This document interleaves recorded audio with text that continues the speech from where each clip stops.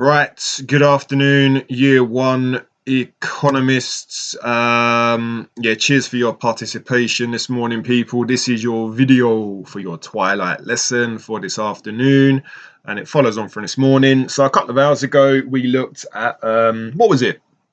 Causes of economic growth. It was a bit of a recap lesson. What we're going to look at for this afternoon is the trade cycle and output gaps, a little bit to listen to and think about. And then there's going to be a grid fill and a worksheet for you to do. Okay, I'll explain that as we go. The trade cycle can also be called the business cycle, and all we're going to try and work out today is what this cycle is, and we actually have already seen it, though in not much detail. What we mean by the terms boom and recession, and again, we've kind of done that when we were looking at government spending, but we'll go into it in a bit more detail. Well, you will. And then we're going to think about the idea of a positive and a negative output gap. Okay, so the trade cycle by definition means variations in the level of productive capacity of an economy over time. And what you need to think about is what we mean by variations. You need to think about productive capacity and over time. And simply speaking, variations means changes. Okay, productive capacity means the amount of resources available. We looked at that this morning. Land, labor, enterprise, entrepreneurship.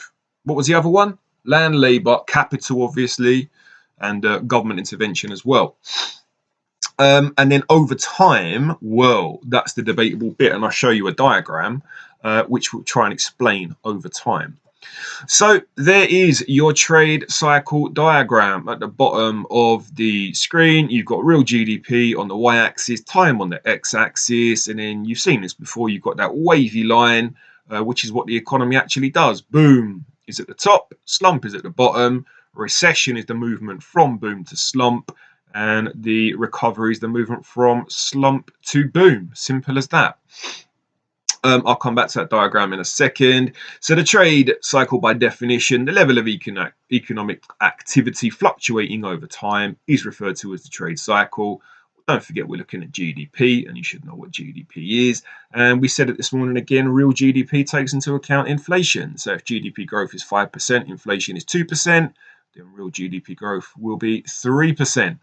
The other thing to point out is that this dotted diagonal line is called the trend rate of economic growth. That's the slow and steady average rate of growth that the government wants to be seeing. That's where we should be.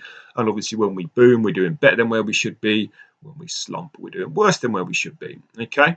The other thing to note, just as a key definition, is that a recession is defined as 2 consecutive quarters of negative economic growth. And I have given you that on a PowerPoint before. So that diagram shouldn't look particularly unfamiliar. Okay, now this diagram is going to look unfamiliar. There we go.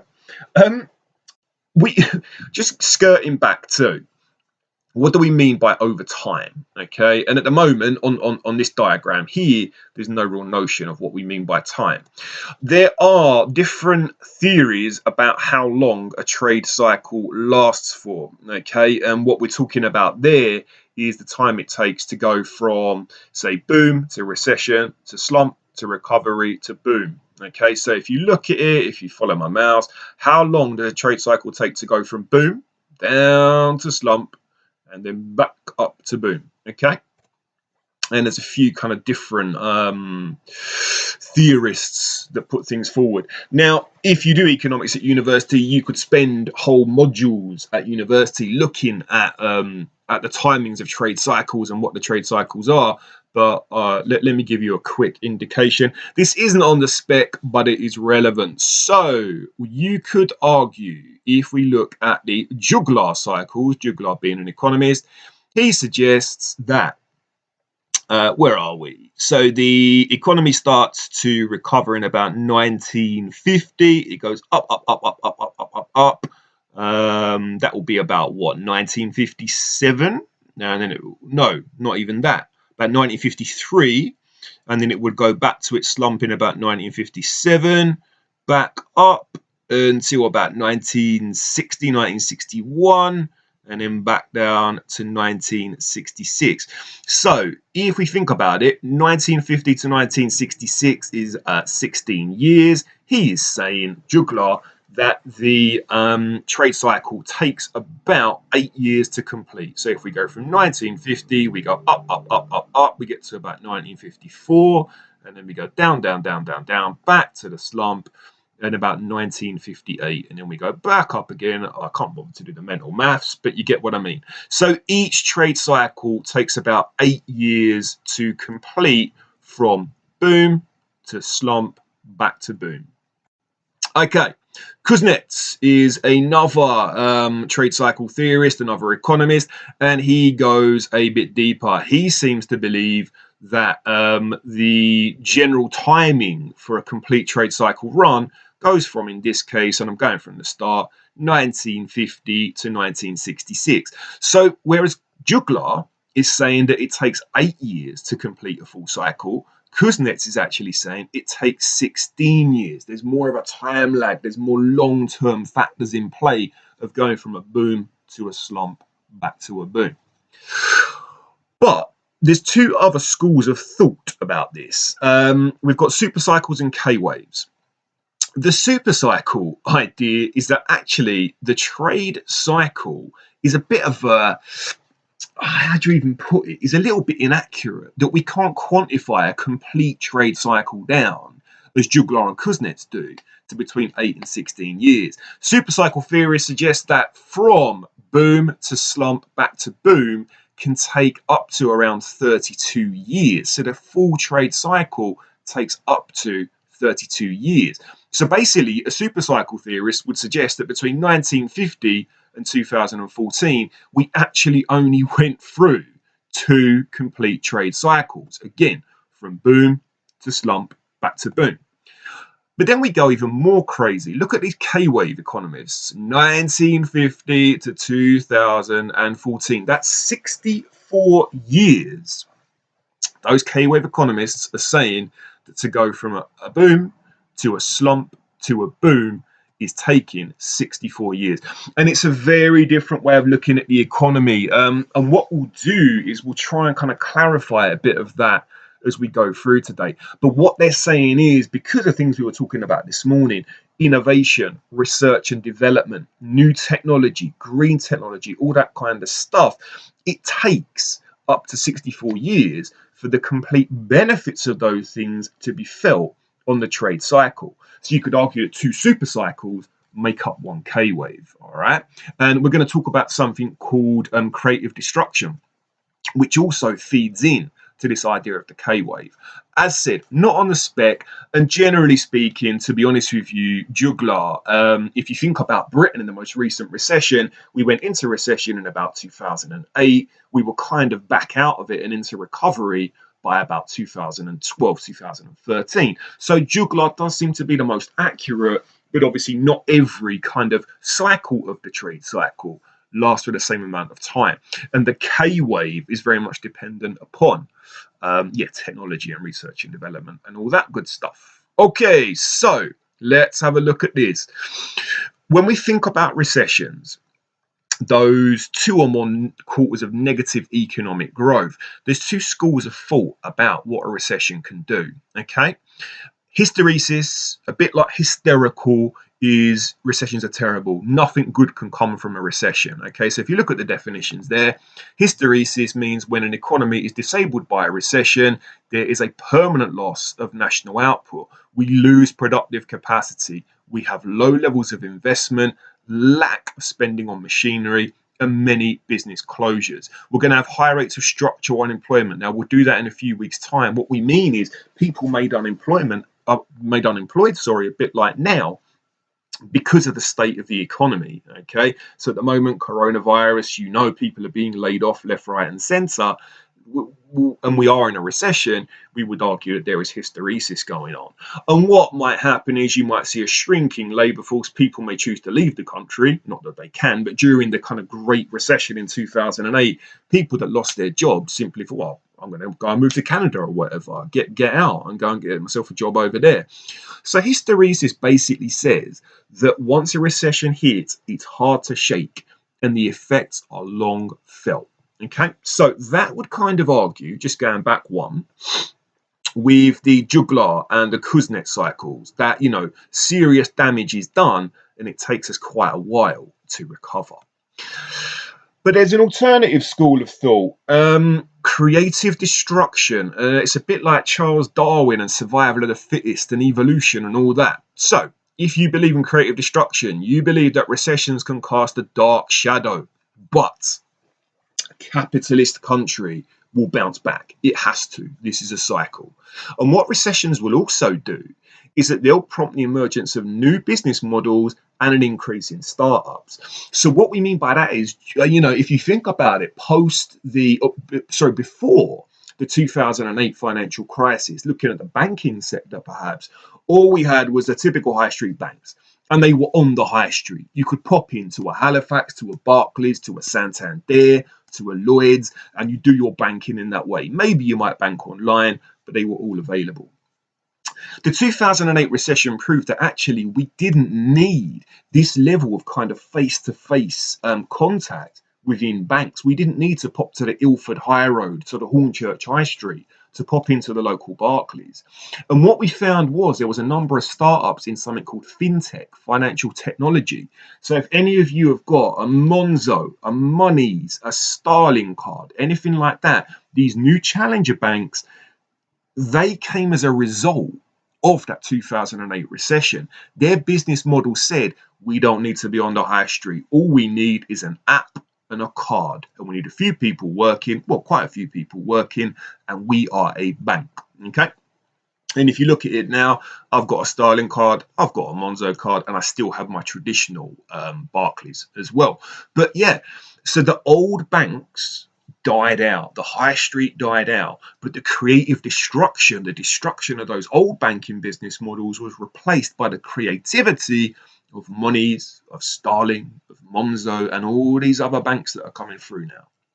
And what you could also add is that during a recession, firms are kind of, they're seeing, when they start seeing the green shoots of recovery, they're then going to start investing into new technologies. And this kind of changes the economy, brings around bigger and better growth and more investment. So I would argue with you then that the super cycle and the K wave is dependent on creative destruction. Kuznets and Juglar are going down the hysteresis route. They're saying that there's going to be serious problems, we'll bounce back, then there'll be more problems, then we'll bounce back, then there'll be more problems.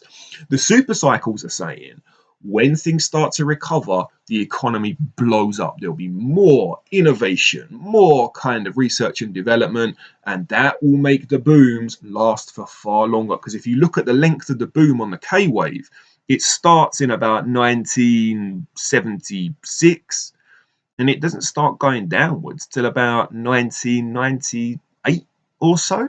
So you've got about a 22-year boom on the K wave, and this was pre-recession because of everything that was going on. Okay, I hope that makes sense. It's quite a nice little way to look at it. I'm firmly, whether I call myself an academic economist, I'm an economics teacher. I don't particularly write reports on economics, but if I was an academic economist, I would say that I'm very much on the school of thought of creative destruction, that recessions are bad when you're in them, but when you recover from that recession, you're going to see a whole lot of newness, okay? And I do wonder when this coronavirus pandemic is over, how the economy is going to be looking. The high street is a dying thing now, okay? I'm not talking about the Westfields, I'm talking about your Ilford High Street, your Lea Bridge Road, all that kind of stuff. They're dying out now, and I kind of wonder what the economy is going to be looking like once we've gone through this cycle of the coronavirus-based recession. Anyway, food for thought. So some data from 1990 to about 2015, and you can clearly see the cycles that were going on. Now, you've got your 0%, anything above there is positive economic growth. Then we've got bit of negative economic growth, like the economy isn't growing by as much, and then we've got economic shrinkage. So you can see these clear cycles going on as we go through, down, up, and then we kind of go a bit down again, and we go up, and then we go into that massive recession, minus 2.5%. And then we come back up and down, up, down, up, down, up, down. And if we had the most recent data, 2019, 2020, we'd have to reset the scale to minus 19 to 21%. And we would just see down, down, down, down, down bars, okay? we do see a double dip recession. If you take a look, if you follow my mouse, have a look at this. So we've got a bit of growth, then we got a bit of slump, then we've got a nothing, then we got a slump again, then a bit of growth, then a bit of slump, and here as well, kind of, yeah, a double dip recession is when you kind of come out of recession, like there and there and there, then go back into recession, then come out of recession, then go back into recession, then come out of it again. We can go triple dip, quadruple dip. It's when the economy is just bouncing around, recession, recovery, recession, recovery. You can't even measure a kind of a boom, a peak, or a slump. Okay, to finish then, we've got this idea of the output gap. Okay, if you go back to the initial trade cycle, so the dotted diagonal line is the trend rate of economic growth. This is the average rate of growth of GDP over time, and it shows what the economy could be doing in the long term potentially. Think back to this morning's lesson, the definition of potential. And what we can do is we can distinguish between the actual rate of GDP and the trend rate. Okay, so the red wavy line is what actually happens to the economy: boom, bust, recovery, boom, recession, slump, recovery, boom. And then you've got your trend line on average. Okay, so we call these gaps in the middle 1, 2, 3, 4 output gaps. Okay, now if you take a look at the shapes of this as well, even though on the actual GDP we've got boom, bust, boom, bust, look at the shape of the line. It is still moving upwards. So over time, the economy will be growing in the long term. Think back to your K waves and your super cycles. But within that, we keep seeing this idea of boom, bust, boom, bust. In America, very much an example of a boom, bust economy. Wall Street crashes. Then you've got 2008, you've got the effects of the war, the Cold War, all this kind of stuff. But when in America, the times are booming, good Lord, the times are booming. So here's what we notice then. If actual GDP is above trend rate or potential GDP, we call this a positive output gap. It is good. And if actual GDP is below the trend rate of GDP, we call this a negative output gap. It is bad. So potential output occurs when the economy is working at full capacity over the long term. And actual output is what is happening on a day-to-day, week-to-week, month-to-month basis. Potential output occurs when all factors of production are working efficiently. So people are not phoning in sick, machines aren't breaking down, etc., etc. And we could argue then that the economy can operate above potential output in the short term. But this is unsustainable in the long term because, as we've said, you can't have everybody not phoning in sick. You can't have every single machine never breaking down. Okay, and the more you work things in the short term, the more pressure to perform there is in the long term. If I never had a day off, if I was working all the hours God sends me, if a machine never gets switched off, it's gonna break down. Okay, so this is unsustainable in the long term. All right then, if we've got a positive output gap, this occurs when the actual rate of economic growth is above the trend rate. This happens during periods of high economic growth. The economy is booming. And obviously, as we've said this morning, inflation will start to creep in. Because people have got jobs, because there's low unemployment, inflation starts to creep in because we're consuming and firms are investing. You'd also argue that our balance of payments, our exports, imports, the deficit on that will worsen because in Britain, when we earn more money, because we're all working, it means that we demand more. And if you think about the British economy, we need to be importing. Okay, I want to go out and buy a nice pair of trainers. I'm going to go out and buy a pair of American Nikes or German Adidas or whatever. Okay, they're going to be down as imports. Negative output gap, the exact opposite, occurs when the actual rate of economic growth is below the long run trend rate. This will be during periods of very low or negative economic growth. Prices will need to start coming down because people don't have jobs. Therefore, firms need to start cutting down their prices and cutting down their costs, obviously, in order to kind of stay alive. The current account deficit, so exports and imports, should improve because as we've got less money, we'll be demanding less imports. I won't be buying as many pairs of Nike trainers or Under Armour trainers or whatever. So that should improve our balance of payments, our exports minus imports. Okay. If you want to show the output gap on a diagram, simply speaking, this looks horrible, but it actually isn't. You go price level, you go RNO on the x-axis. They've put real GDP and GPL here. That's totally up to you. And you simply draw ADAS, just like we went through this morning, ADAS. Draw the intersection, annotate it PL1 and Y1. Then you're going to put in a classical long run aggregate supply curve. But what you want to do is make sure that that classical LRAS curve is to the right hand side of your equilibrium point. Okay. So if you look on the right hand side, then in the diagram on the left, the equilibrium level of national income GDP. So this equilibrium point here is less than what it could be, is less than long run aggregate supply. So that output gap is going to be negative. If you wanted to draw a positive output gap, all you would do, you would shift your ADAS, you'd bring it over to the right hand side, so the equilibrium is to the right hand side of classical LRAS, and then the gap would be your positive output gap. And when I say gap, what I mean is this triangle here, if you follow my mouse, boom, boom, boom, that is the size of your negative output gap. If you moved it over to the right, the same triangle, but to the right hand side, will be the size of your positive output gap. Okay, there you go. Right then, ladies and gentlemen, 2 things to do for this afternoon. First things first, we're going to go through this at the start of next Wednesday morning's Zoom lesson. Okay, so you want to write this down on paper. You can save the PowerPoint and type it on, whatever you want to do, but you need access to this document at the start of next Wednesday's lesson. For each stage of the trade cycle, the boom, recession, the slump, and the recovery, what is happening to the six core macro objectives? And if you're stuck on that, please go back. Now, I think we did macro objectives. I think I did it as a video, but the PowerPoint will be on there. Actually, as I am showing my screen, let's just very quickly take a look at that together.